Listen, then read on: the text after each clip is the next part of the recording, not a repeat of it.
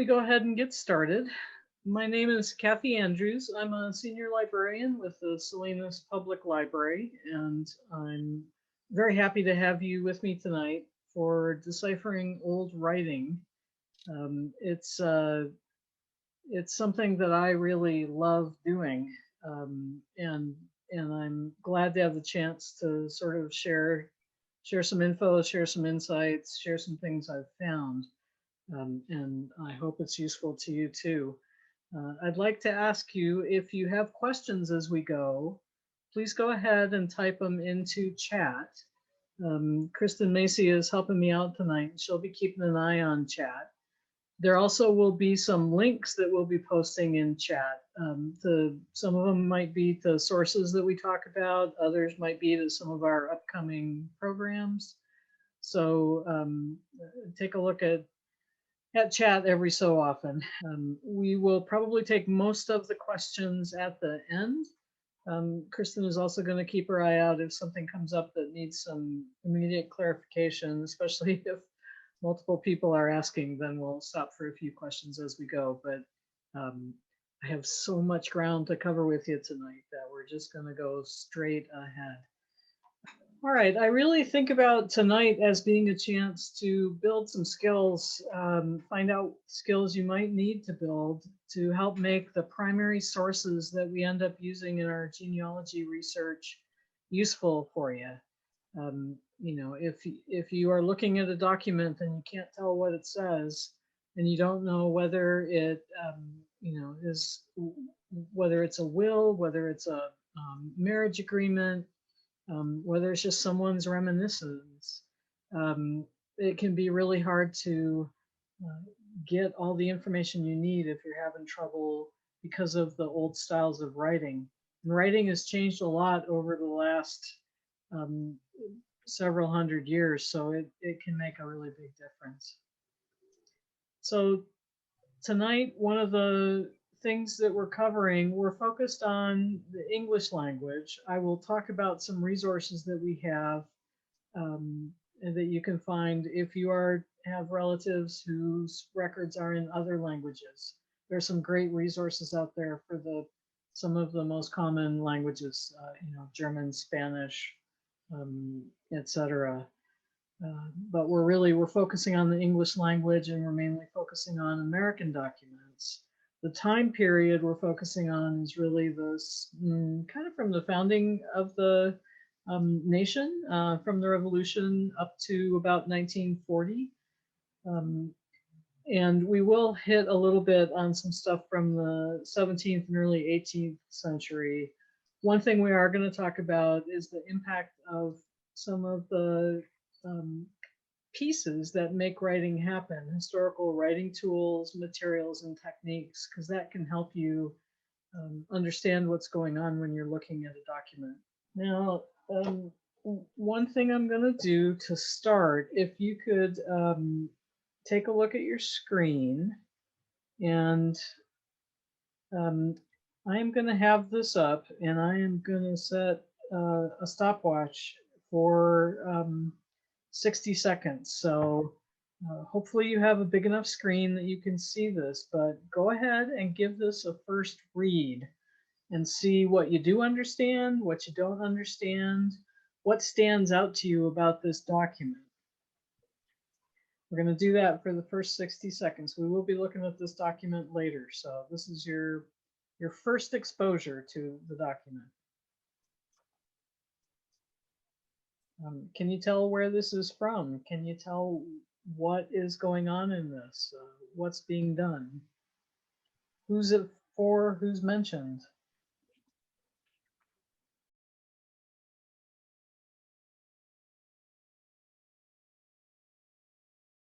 All right.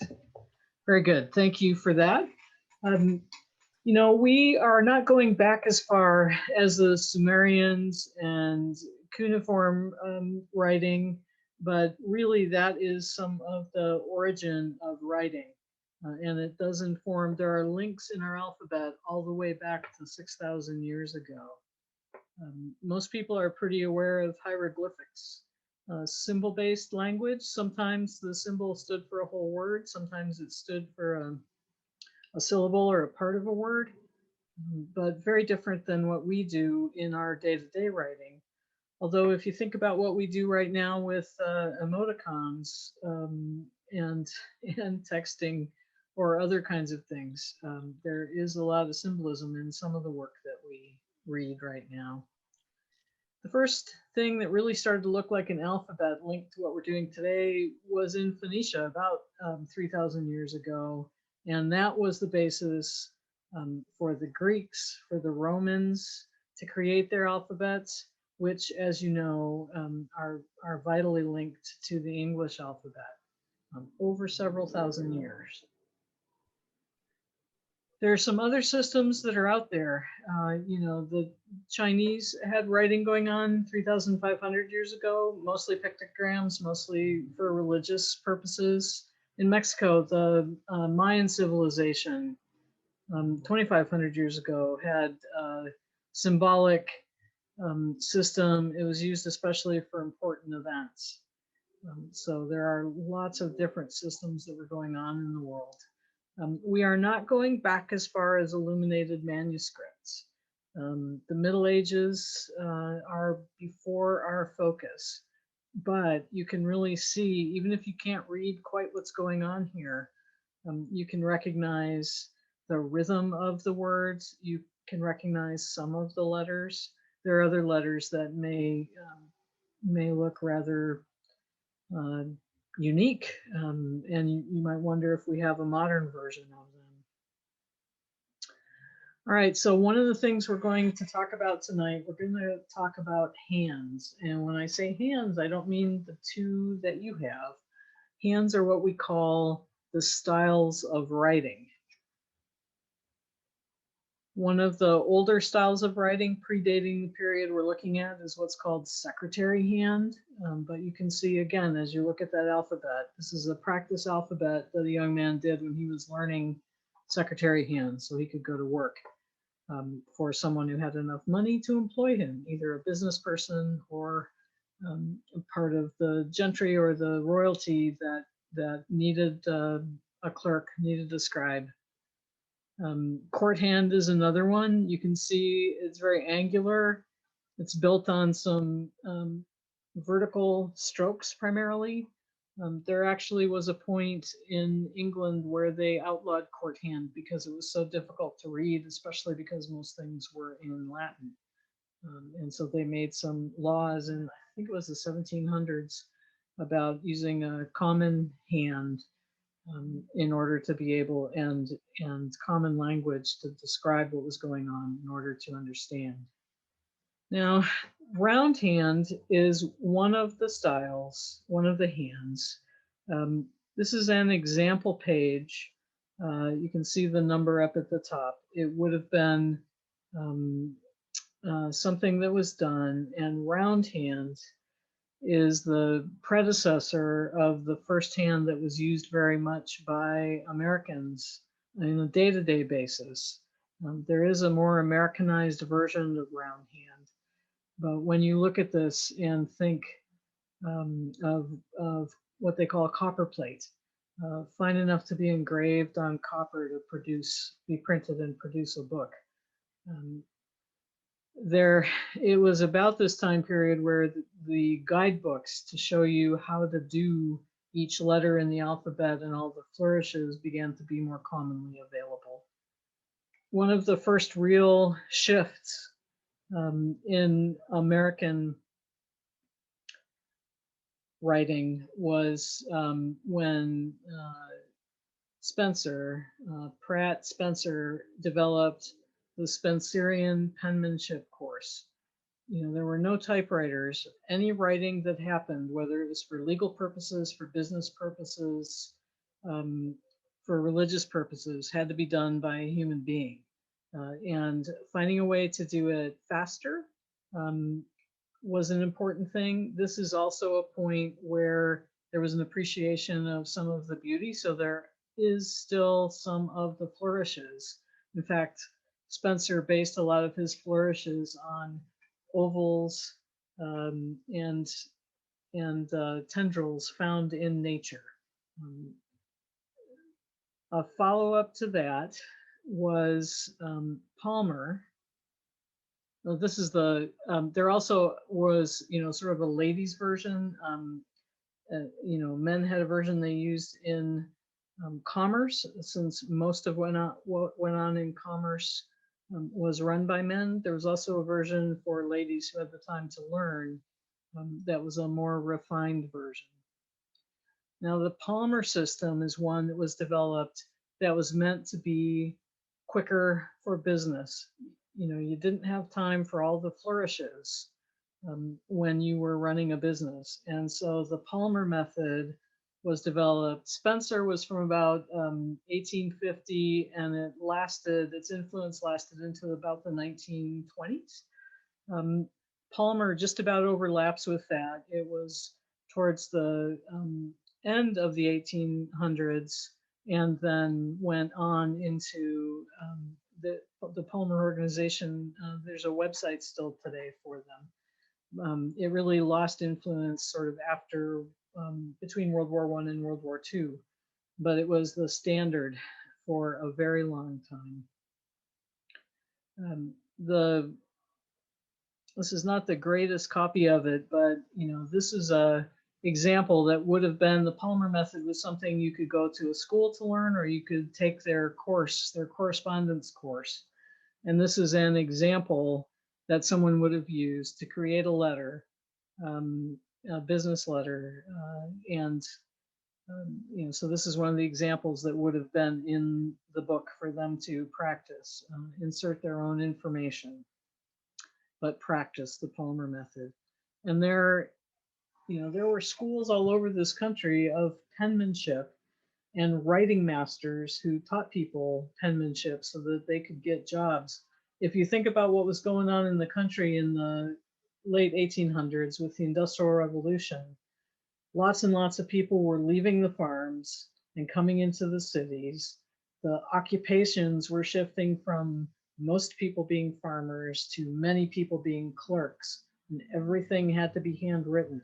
So learning penmanship was an important skill. Today it would be the equivalent of you have to know how to use a computer pretty well to expect to get a job. At that point, you needed to have excellent penmanship and efficient, rapid penmanship as an aspect of getting a job. Now, there are some more recent systems. I was in school in elementary school in the 60s, and my school system used the Zahner-Blosser method. There was a particular pen that you had. When we would have writing practice, you had to sit at your desk a certain way, feet on the floor, body turned a certain way, paper turned a certain way. Most of the systems that have been developed over the last, say, 75 years are very familiar to most people. We would have had some version of them in school growing up. And so they're interesting to look at, but they look a lot like the everyday now. So I want to talk for a moment about the materials that would have been in use, especially the further back we go when the handwriting was different, not only because it was a different style, but because you had to accommodate the materials that were available to write with and to write on. When it comes to writing implements, the reeds that grew on the waterways in the Middle East were one of the main things people used with the clay tablets to make marks that were understood to stand for tallies, to stand for information. And the reed was shaped into triangular wedge shaped. It could also be made square, and you could have a partial round so that you could make some other symbols as you're doing your writing.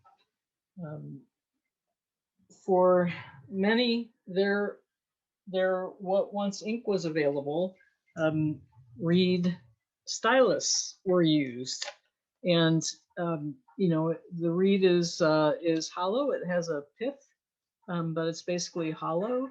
A tip is formed. There's a cut made from the tip back a little ways so that it will hold some ink. Not very much, but enough that you can write a few letters or a few symbols. Reeds are not very forgiving though. They're very stiff, and so the kind of things you could write were sort of more limited with reeds. And let's not forget that brushes have been in use too, especially for the more the systems that are more like calligraphy. So brushes are an implement that has been used for writing. For our purposes, though, the implement that was used at the start of the time period we're looking at is quills. And if you've seen pictures like this, once you see how quills are actually handled, you'll realize that this picture was created to look nice. It's not actually, very seldom did someone write with a whole feather. And even to get your hand onto it past the downy fuzz towards the tip end of a quill, there's some work that has to go in it. It was actually much more common. Quills were often created where all of the feathers were stripped off. There was no particular reason to have the feathers on it. If you think about what feathers do, they beat against the air, so you don't really want that many feathers. You also want to be able to take hold of it. There are many steps that go into forming a quill pen. And I'm going to pull up, I have a very short, super well done video. And if this comes up with an ad, my apologies, but let's give it a try.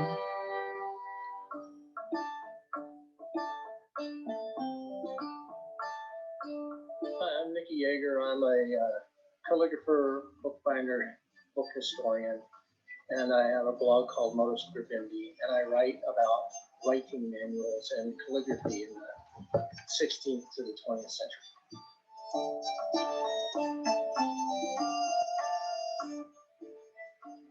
A quill is usually used the primary flight feather of a bird. This is a turkey, but you can use goose, and you can purchase feathers from feather supply houses online. First, you want to get rid of the thing that looks so pretty and moody. The feather is designed to catch air. If you're writing with a pen that has something that's catching air, it's going to be really hard to write. Then you get the barb off by grabbing it at the top and peeling down. Then you cut the tip of the barb off. Now, cutting your finger off. So once you've got it like that, you now are ready to start cutting a quill. We're going to make a scoop an inch or so back. And then you'll find all this little material in there, and you'll drag that out, get rid of it. So after making that first scoop cut, you cut each side. Second scoop.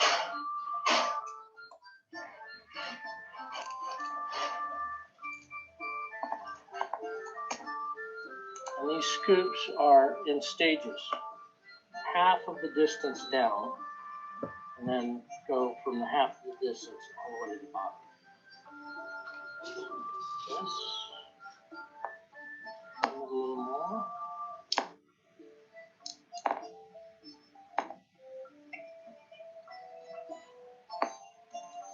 You have to go straight. And there you can see the two scoops. You take and make a slit by, you don't actually cut it, you want to crack it.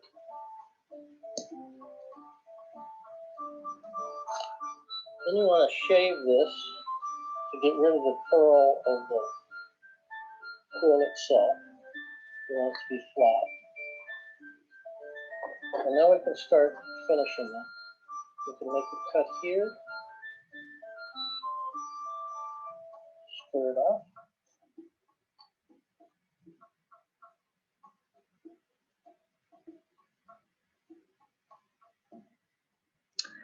Okay, so quills took a lot of work to make. They didn't necessarily last that long. scribes, clerks went through a lot of them depending on the circumstances, and they would have had a pen knife to keep their quill sharp and to prepare the new ones. And some of the ways people prepare quills are super labor intensive. Today you can actually buy already prepared quills, or you can buy just the feathers to make your own. When metal nibs came along, they still had to be attached to something, but that made a vast difference in what people could do in terms of writing. And though some were patented earlier, it was really about the 1830s that they became available through mass manufacture. And it still would be dipping the tip in the ink and writing, but there would have been a spot where the ink would have rested and then moved by gravity down the slit onto the page. So this made a vast difference. They lasted a lot longer. They didn't require particular care. You didn't have to make them yourself. Next major advance was the fountain pen. And that way there was a reservoir of ink in the pen itself. And you wouldn't have to do anything but just start writing and then periodically get more ink into the reservoir. There are lots of things that can go wrong with that, including all the ink running out on your page, in your pocket, on top of your desk, but still a vast improvement compared to previous. Ballpoint pens, again, there was a patent that was sought in the late 1800s, but it wasn't really until into the 1900s that ballpoint pens started to become available. People loved them, but they were very expensive. If you think about something that in the 1930s cost $12, that was a lot of money, but it had many, many advantages compared to fountain pens. What really made a difference was essentially post-World War II, the Bic pen was the first easily affordable pen. Generally cost less than 20 cents. It had ink in it. It was six-sided like many pencils were at that point, so it was familiar feeling. If you remember some of the ads in the 1970s and 80s where they used to shoot Bic pens through brick walls and they would still work, the price and the durability, you can really understand why people loved Bic pens. All right, let's talk about writing surfaces. For our purposes, one of the primary writing surfaces that we will see occasionally is hides. Parchment and vellum are made from hides, and there's a whole process where the hide is wetted and dried and stretched. The hair has to be taken off of it. Once it is brought to a level where it's ready to be cut into pages, often they also used pumice, which is an abrasive, to prep the surface. And then chalk was often worked into the surface so the ink had somewhere to go. It was something, parchment was made for many years. By the 1700s, it was really mostly being used for important documents or special occasions. The Declaration of Independence is on parchment. And vellum was also same thing, an even finer surface. It's made of leather just like the parchment is, but typically from like a calf, so it's a much finer material. One other thing about parchment and vellum is that a piece of leather has a particular shape when it's removed from the animal. It's also not unusual. It might have a thin spot in it or an actual hole.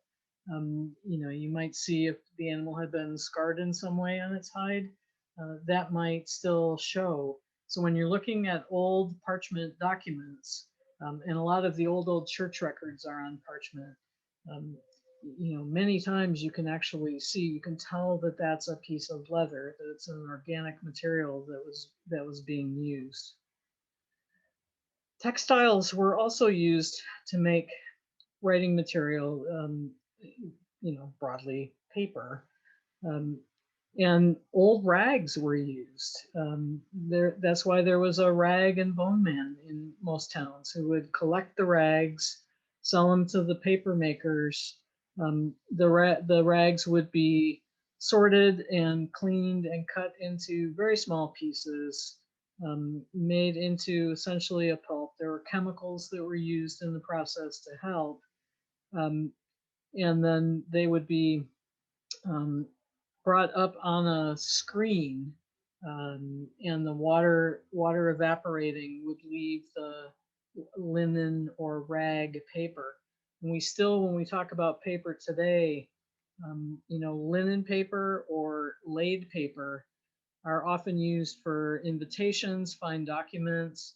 They don't have any linen in them today, but they are processed in a way so once a piece of paper is made, it's actually embossed so that it has the characteristics that linen or fabric would have had. For paper itself, we're still making paper in much similar ways today on an industrial basis. Basically, to make paper, you need trees, and big trees and lots of them. Typically, they're debarked, they're made into pulp. Um, there's a lot of chemicals involved. It's one of the reasons we have problems with the durability and sustainability of many documents, books, etc., because the chemicals that were in them, the material itself can sometimes be acidic. And so, there are more modern documents that are not lasting as well as the old documents made on parchment, vellum, or linen that are just not lasting as well. And again, this was the same kind. Screen was used to, as dipped below the pulp as it floated. It was brought up and mashed down onto the screen, and then the water was dried. Same basic thing happens today, just in a different way with mesh screening and drying rollers.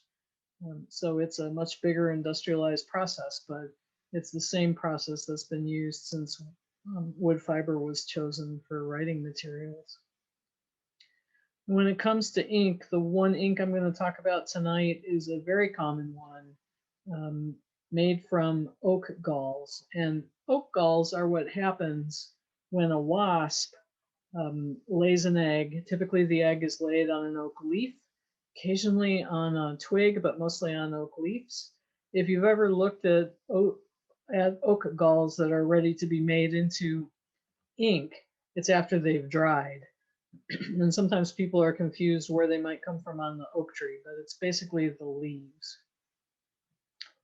And so the oak galls are dried, they're crushed up, water is added, and ferrous sulfate, which is iron, so this is often called iron gall ink, is added and mixed together. They're also, towards the end of the process, there's usually some gum arabic that's added as a binder so that the ink will stick to the page and not, the pigment essentially won't blow away. One of the things that makes a difference, there are all different sorts of inks. Iron gall ink or oak gall ink is very durable and still looks quite bright when you look at it. There are other inks that, there are some inks that have actually eaten into the paper, and you will find, like on the loop of an A, you'll find that they've eaten into the paper enough that the center of that letter A is actually fallen out. There are other inks that have lost their vibrancy over the years, and you'll see in a couple of the examples I have tonight, some of the documents, it's very difficult to read because the ink has either faded so much or was never that great in the first place. So I want to talk a little bit about when you are thinking about improving your skills around being able to decipher old writing. I've been trying to think of a way that might be helpful to describe the things that you kind of need to build skills with and the things you need to pay attention to. And I basically came up with hands, handwriting, and vocabulary. When you are doing research, depending on how far back you have to go, much of the research, the documents you're looking at, may be just about as recognizable, the writing on them, as something that you might receive today, that you might even write yourself. But being able to recognize a hand, recognize a style, can give you some more info. It can tell you about an approximate time period, keeping in mind that some clerks would have stuck to the old ways longer than the majority might have. And so, learning about the hands will tell you what the likely hand is. That can help you take a look at the alphabets that people would have been learning, practicing their letters on them. That in turn can help you when you're trying to decipher some of these things. In thinking about the handwriting, what I'm thinking about there is if you get used to recognizing, the pen or the writing implement, the ink, and the writing material, that will start to give you some clues about what you're looking at, and it may even help with some of the interpretation you're trying to make of what letter is that, what word is that.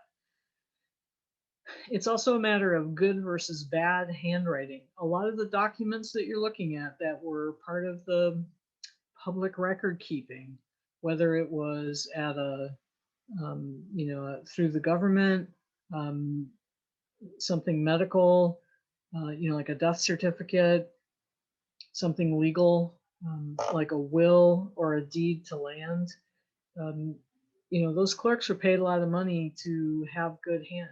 A lot is a relative term. Those clerks were paid to have good handwriting so that everyone who needed to understand that document could see it and read it. But sometimes, there are some census takers that just plain had bad handwriting.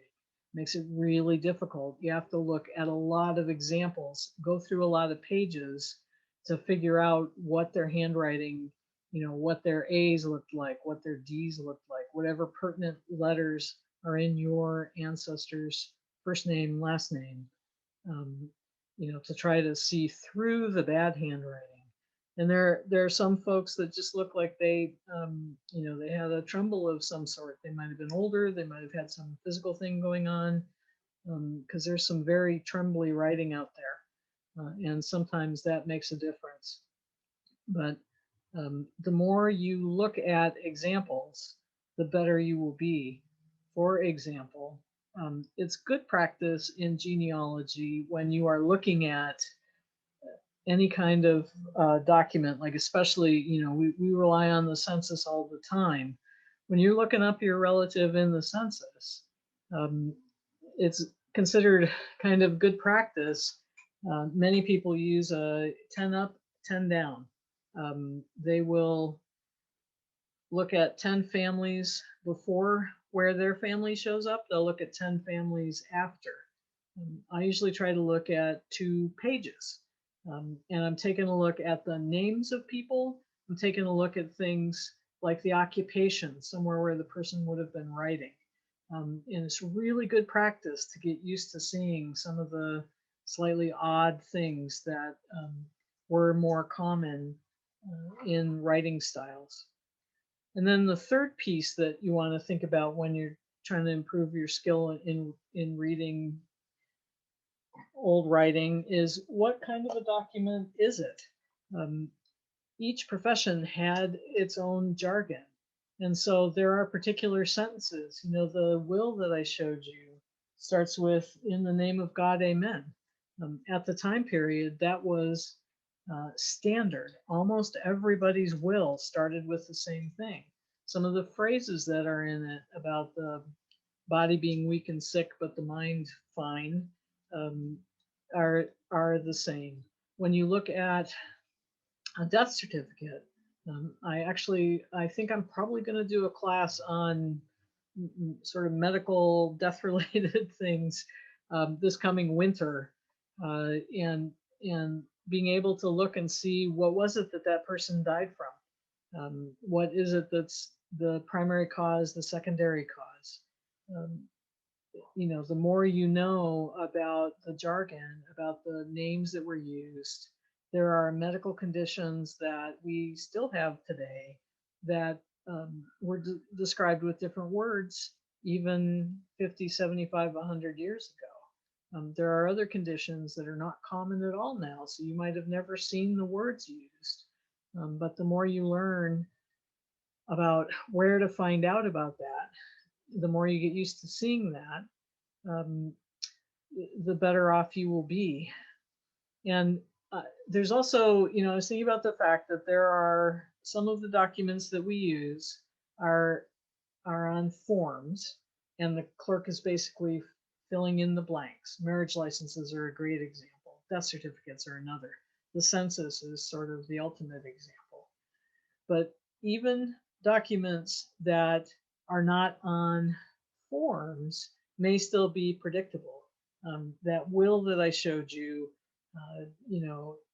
is predictable. If you look at other wills in that region, in that time period, same language. So even though they're not on a form, there's going to be predictable information. The kind of documents that are less predictable are things like correspondence between people. And even then, there might be some things, the greetings and partings, the date, some of those other things. Do we open with a sentence, I hope you've been well or something? So even things that are more free form may have some predictability to it that will give you your first foot in the door to start deciphering the scrawl that the person may have used as they were writing. So hands, handwriting, and vocabulary are a way to approach learning more and getting better at deciphering old writing. Now, there are lots of things to watch out for when you are interpreting a document. The old-fashioned long S that goes with a more common-looking S in words that have SS together. There are abbreviations. There are all kinds of different things. I'm not going to hit them all tonight. That's not my purpose in this, kind of introductory class. But the more you do this, the more you will learn about things that people do that make it a challenge to read a document. There are some letters in our alphabet that were not considered standalone letters in the last, especially 200 years ago. The letter I, for example, was not a standalone letter. It looked almost exactly like a J. Same thing for U and V. In many of the hands, the letters C, L, and S can look very similar. There are also letters that the form 100 years ago, 150 years ago, might have been more similar to a different letter today. So that's one of those reasons you want to read up and down the census. You want to read all the parts on a death certificate, just so you get lots of exposure and lots of practice with how things look. So one of my favorite things is if you've ever seen signs or seen a business that's, ye old tea shop, ye old pizza parlor, etc. It's not ye. Ye is, a pronoun. Hear ye, but it's not meant in place of thee.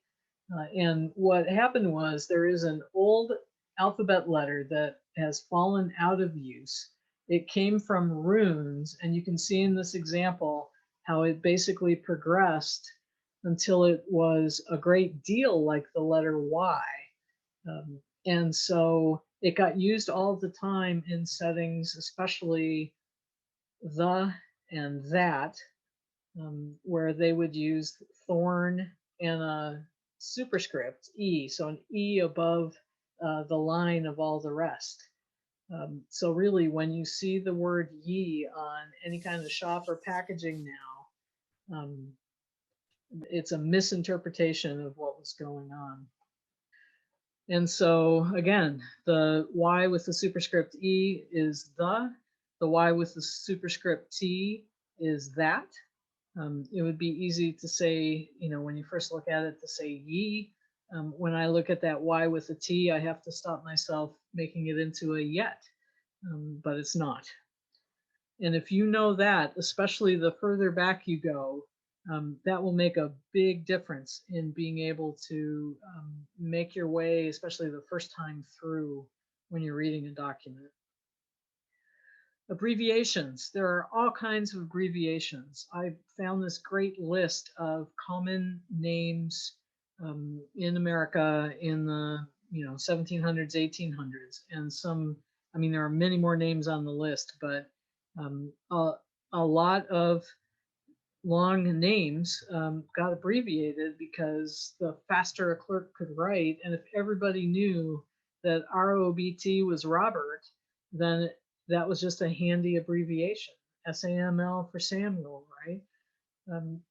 And so abbreviations are used all the time. They're not just for names, they're used in all kinds of circumstances. Things that you're most likely to see, if you see the D with the O, often a superscript O, that means ditto. So on a census form, if all the people at the point that they were asking people about, where they were born, what state they were born in, if everybody in that family was born in the same place, they would write it for the first person, and everybody else would have the letters DO afterwards. It's not unusual in legal documents to see SD, and that the D, usually superscript, and that's for said, the said person, that person. Here's an example for presence where the R is raised. WCH, which. In most cases, there will be a line under the letter that is abbreviated to show that some letters have been let off. Sometimes there would be a dot or two dots under it or near it. It varies a little bit how they're marked, but the underlining that you see is there to tell you that it's an abbreviation. So it's getting marked all the time, so that when you see that, especially in any one document from one clerk's hand, then you can start to have some confidence that you're looking at an abbreviation. When it comes to spelling, it seems to boil down that there are basically sort of four things that happen with spelling. And because spelling was not actually something that was taught, people learned words, but they often wrote them as they sounded. And it wasn't until the 1800s and more common schooling, the late 1800s, that we started having spelling books and having that as its own course. So it's not unusual to have an added letter. If you get a word and it seems like not the right word for the place, stop and think about, has there been a letter added to it? If you took away a letter, would it make more sense there? Dropping letters is also not unusual. Whoops, looks like my fingers went ahead and typed a double D. So that was meant to be PUDING for pudding. Yeah, I did it with beginning too. Spell check and I did not agree on that one. I'm gonna have to go back and edit that slide. Substituting letters is also not unusual. The vowels, you may have learned that the vowels were A, E, I, O, U, and sometimes Y. Y was used quite regularly the further back you go, sometimes interchangeably for I. And so there's three versions when what we're trying to say is the heirs of the person. HEIRS we would recognize today. It is not unusual, do not be surprised if all possible spellings are used in the same document. That happens all the time as well. And then substituting sounds. Again, people were hearing words. They may not have known how they were officially spelled, and so they spelled it how they heard it. And sometimes that's something like wine for vine. Sometimes it's, switching where part of what the syllable is, where part of the syllable is. So I want to give you one really quick example of the difference it can make to be, to go in there and look and have a chance to poke around and figure things out. One of my brick walls is my third great grandfather, Lorenzo Dow Andrews. And the first time I came across the 1830 census, right state, right county, right town, or township, and it listed Lorenzo D. Andrew. I thought, well, I better go take a look. And when I looked more closely, Lorenzo is, what is that, 6 or 7, 7 or 8 from the bottom there. And it just doesn't look like a P to me. But it's possible there's somebody named Lorenzo out in the world. There are all kinds of different names. And so what I did is I went in this particular census, I went back, and then I went forward until I could find another name that was obviously a name that would start with L, to see if that was actually an L. I also looked for names that started with P to see how the P compared. And it was pretty clear pretty fast that it was not a P, but I was able to find, there it is a little closer. Several pages on, I was able to find someone named Lewis, which makes it, it's pretty obvious that that word is Lewis. And when you look at it, since this does not look like a P compared to how this gentleman wrote P, but it is very similar to the L. So I felt more confident at that point that I had my Lorenzo.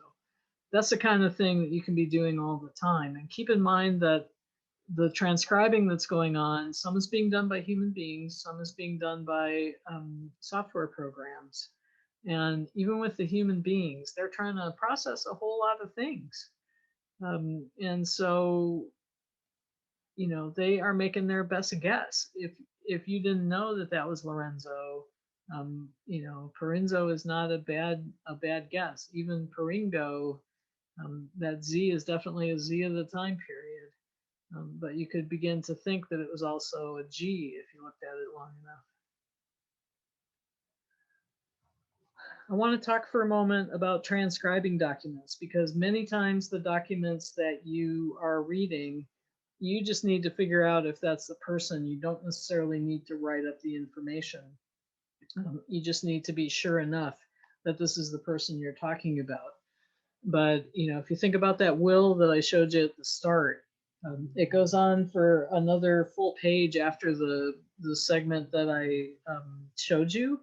And at some point, I'm going to sit down and actually transcribe that. John Kingsbury is he's like my 8th great grandfather or something. So, and there's some really interesting stuff in the will. When it comes to transcribing documents, there are several different approaches. There degrees of strictness for sticking to what's there, and how you indicate what is in the original is usually a main part of the different styles. And you can learn more as you go on, the more you know. But when it comes to transcribing, what we're really trying to do is create an accurate version of a document that's easier to understand, and it may be quicker to review than the original, we still want to accurately reflect the contents from that document at that time period. So again, transcription is documenting. It's not interpretation of the contents. The interpretation is a whole nother piece. When you're trying to figure out why someone left their best bed linens to, someone who was not their wife or daughter, then you can get into interpretation. But when you're doing a transcription, stick to what's there. So there's some do's and don'ts with transcribing. Um, really do write exactly what you see, and do include everything that you see. Sometimes there might be a chart, there might be some side notes in the margins, and there are ways to indicate that those are side notes, in the margins. Spell the words, including the names, as is. Don't make any assumptions about it. Just spell them. Don't try to correct them. Just spell them as they are. If someone capitalized things in a way that we would not consider correct today, it doesn't matter. That was how it was being written at the time. So keep the capitalization. If there are any subscripts or superscripts, like if they use the thorn plus E for the, then there are ways for you to indicate that. So you can keep, and most of our word processors now, it's pretty simple to do subscript or superscripts. If there's something that's not in the original text, but you need to indicate it, don't use parentheses, use square brackets. That way anyone would know that you were indicating, and I gave a couple of examples there. Something's just illegible. You can't tell what the word is. Maybe there's something's torn off, and so you can't see the first word, the last word. If there's a hole through some portion of the document, then when you get to that part, square brackets, hole, okay? You do get to have some notations, some observations. If you did some research, you can indicate that, but make sure it's really obvious that this is your stuff, so it's not confused with the original information. And that might be things, perhaps it's in some notes at the end of the document, perhaps it's in some notes before the document to help someone else understand what they're seeing, but make sure that your notations and observations are clearly yours and not part of the original document. Whenever there are do's, there are also don'ts. Among the don'ts, don't normalize spelling. If people spell something 3 different ways in the document, spell it the way they do each time. Don't try to do those corrections.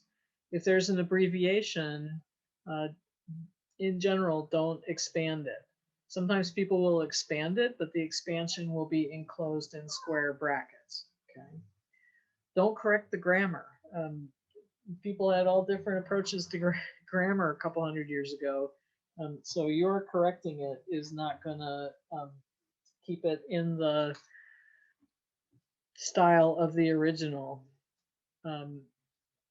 Don't restate a date to a contemporary format. Type it in exactly the way they say it. That includes, in some documents, especially in America when we were still a colony, there are some documents that would they would list the calendar year, but they also would state perhaps what year in the reign of the current king it was. So don't figure out what, and sometimes that's the only thing they would say on this 32nd, or this 5th day of March in the 18th year of the reign of George III. Don't go figure out what that is, just write it in like it is. Don't reorder information. Leave it in the order that it is, even if it makes the story better in your opinion to have it reordered, not for the transcript. Save that for when you're telling stories as a separate thing. And again, don't interpret, just capture what's there. So I want to go pretty rapidly through, I pulled snippets from the US Census from 1790 up to 1940, which is the most recently available. We're going to move through this pretty fast. What I'd like you to do is just kind of keep your eye in the 2 or 3 examples for each census here. Take a look at how similar or dissimilar they are, and then kind of keep an eye out for how things are starting to change. You know, any census from 1830 or earlier is likely written with a quill. 1840 may or may not also be written with a quill. By 1850, 1860, most census takers would have had at least a steel nib.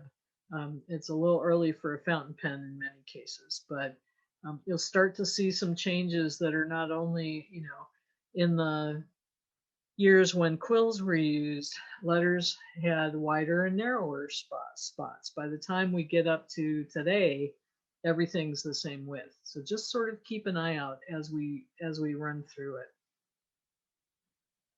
So the first census was in 1790. Basically, the census takers, the folks running the country, had to figure out how many people were where so they could divide up the representation for the houses of Congress. They also just had to figure out who the heck is in the country right now. Are they men or women, and what age range are they? So it was a pretty simple census. Heads of household were listed, and I am only pulling names. I am not pulling the whole census. Occasionally I pull some numbers so you can get a look at how the numbers are written. But for the most part, I'm just pulling the names of either the heads of households or later every person. So here's one example. You know, the census takers had to provide their own material. They were not given forms. So if you take a look at some of the letters, there's a B and a P here that have pretty nice curves to them. You can see some of the extra curves. J for John, we know it's John, but you know, if you saw that in isolation, you might not be sure if that's a J or an I. In lots of these, you know, William is written all the way out.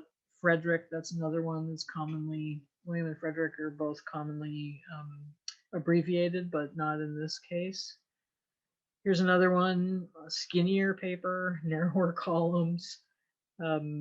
But you can still see, you know, if you look at this D, that's very much a round hand D. And once you see that, you'll start to recognize it every time you see it and know where that comes from in terms of what hand it's from. Now this one did have a printed document. So apparently Greenfield, I think in Massachusetts, someone made some documents for it. Now, when we get to 1800, again, we're still seeing some of the same things. This is not quite as round. The J's are very noticeable. These are from 2 different census takers, but you can see a lot of similarity between the 2 of them. And even, you know, I was just looking at this J right here. When I looked by it pretty fast, that little loop, I started to try to make that into a name starting with P, but it's not. It's definitely a J. In 1810, we're seeing a little difference. There's not quite as many flourishes. And I took these from different parts of the country, different census takers. I pulled them from things from my own family, but we are seeing, here's William. This is probably Ezekiel, another William. So, you know, we are seeing Daniel. We are seeing some of the abbreviations that are super common. Richard with a D, the D superscript. Here's 1820. You know, things are trending a bit towards what we would recognize more easily now. This census taker still had some great curves going on though, with especially looks like there's a lot of family with the letter C going on right there, but even the first initial on the other names, you can really see some extra work went into those. Here's 1830, so likely still done by Quill with a little pot of ink 1840. Okay. Here's some initials, but not really any abbreviations in these. That right there is probably, I think that's Alexander, the dot under it. 1850, this is starting to look more like something I would recognize. There is this particular census taker, still has a number of flourishes that they're using. This one is getting a little closer to not so many flourishes. 1860, last census before the Civil War. Chances are good that it was a steel nib pen that was being used. Most of the fancy stuff is gone, although this, I think that's an N, possibly a W. Looks a little fancy. 1870. The letters are the same width for the most part. You can see here something was going on with this ink. All right, that has not lasted very well. Keep in mind that often with a document where the letters are not looking very good, if you can take that into a simple photo editing app or software, sometimes changing the contrast on it, your picture of it, will let you see more than what you can see just with the naked eye. 1880. Yeah, starting to see the effect of the quicker, faster, less flourishes. Now the 1890 census is the missing census. It was burned and destroyed. So we don't have 1890 examples. We go straight to 1900. Now here's an example of someone who had quite a bit of tremor of some sort. And it's so consistent, it makes me think it wasn't just that at one household, you know, they didn't have a comfortable place to write. This seems to be very common. And some, you know, like that last name right there might take a little looking to be sure that you know what it is. 1910.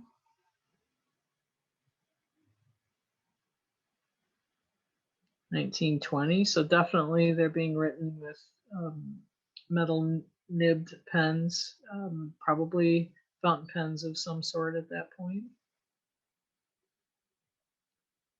1930, this is really starting to look very similar to what we would expect to see today. Some of the forms are a little bit different. The J is different than what people, contemporary folks are being taught to do. And then 1940, the last year available. Pretty familiar looking. All right, so to wind things up tonight, I want to go back to that John Kingsbury will that I posted at the start. And my hope is, especially for those of you that this is newer practice, that if you take a moment again and look at this, you may start to recognize more of the words. You know, in the name of God, amen. This 13th day of April, 1753, I, John Kingsbury of Plainfield, in the county of Wenham, in the colony of Connecticut, creative spelling on Connecticut, in New England, being sick and weak in body, but of a disposing mind and memory, thanks be given to God, therefore, yet calling to mind the mortality of my body, and knowing that I think it probably got caught in the binding. It is appointed for all men to die. I do therefore make and ordain this my last will and testament. That is to say, etc., etc. All right. So I want to just pull apart a few things here, which will be familiar based on what we've been covering in the last hour, I hope. So one of the first thing that stands out about this is that D, and the left-hand loop at the top there, which is part of the American, I mean round hand, but American round hand. Here's a particularly lovely example of it in the top. Here's one that, you know, definitely looks like it. It's a little bit different in the context, and his old mare. Then we can be more confident. But there's not really anything else that looks like that top loop D. Here's the capital D's. And once we identify it as a D, you can see that there are a decent number of D's in here. And for example, down here towards the bottom, in this life, I give, devise, and dispose. So there's some more of those capital D's. There are other letters. This scribe had a particularly nice capital T. And once you know that that's a T, then every time that shows up, it's very easy to identify it as a T. Here is I and J, and the similarity between them. This one up at the top right, I, John, and you can see that the I and the J are practically the same.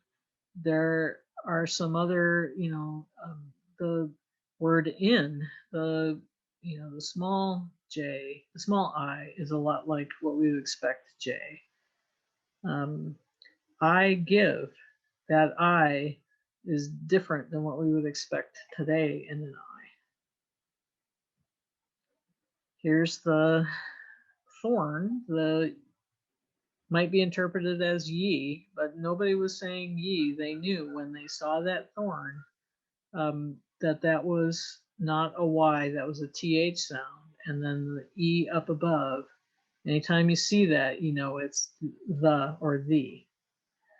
You can see the different examples. Now, one thing I would like you to notice that I noticed with this particular clerk is that, this Y-like symbol, the descender, then when it goes up to the E, it stays to the right. If we look at the letter Y where it shows up in the document, on the Y's, it hooks to the left. So that can help reinforce that, yes, indeed, that's the thorn symbol, not the letter Y. There's that spelling again, the colony of Connecticut. There's a, today we spell it with 2 N's and not as many T's, only 1 T on the end. Colony without an E. Here's the word therefore, essentially a line apart. And this time it's spelled THEIRFOR. And the next time it's used, it's THEREFORE. So in transcribing it, we would write it out both ways. Luckily, this is a word that the sound of it is the same, based on the way it was spelled or misspelled or variably spelled. So we could still tell what the word was. And again, here's, this is kind of interesting, that his mare, today we would spell it M-A-R-E, or a female horse. It was spelled with a Y at the time. May have just been the phonetic spelling that or that may have been how people were spelling it in that, in Plainfield, Connecticut in 1753. Now, when it comes to abbreviations, there are some used here. Here's an abbreviation, it's the MR. We also abbreviate Mr. today. We don't do the superscript. We don't do the line under to tell that it's an abbreviation, but we do MR period. And in fact, here's another abbreviation that my ever honored father, Mr. Ephraim Kingsbury. Here's another abbreviation. This is for executor. Now, if you just looked at that out of context, you might not be as confident of what it was, but in the context of the sentence and in the context of the document, that made it more straightforward to identify. You may have noticed that there is very little punctuation in this, and in fact, basically the only punctuation is the colon, the double dot, at the end of sentences, and not, I mean, there are some marvelous run-on sentences here, but that colon does show up all over the place to designate the end of one sentence and the start of the next.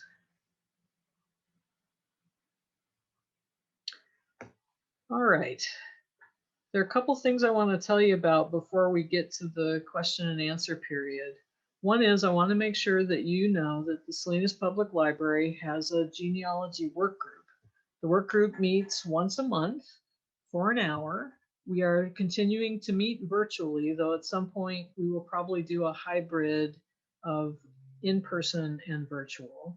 And at the genealogy work group, it's a chance for folks who are working on genealogy to see each other, talk to each other. Genealogy can be a very solo pursuit, and sometimes you just need to say to somebody, does this make sense to you, what I'm finding? Or we usually have a topic we're going to talk about that's picked by the people who are at the meeting the month before. And so there are things that you can learn about. And we have some very experienced people. We have some folks who are brand new to genealogy. Sometimes the experienced people have great advice to give. Sometimes the less experienced folks are asking questions that make us double think why we think something is or why it ought to be the way it is. If you would like to join us, you are very welcome wherever you're joining us from. And you can email me for the Zoom link. I'll give you my email, or I guess Kristen can go ahead and pop that into the chat as well. But we have a pretty good time. There's generally anywhere from 6 to, I don't know, 15 people in it. And we have fun, we learn stuff. Everybody has a chance to participate unless you just want to sit back and listen, which you're also welcome to do.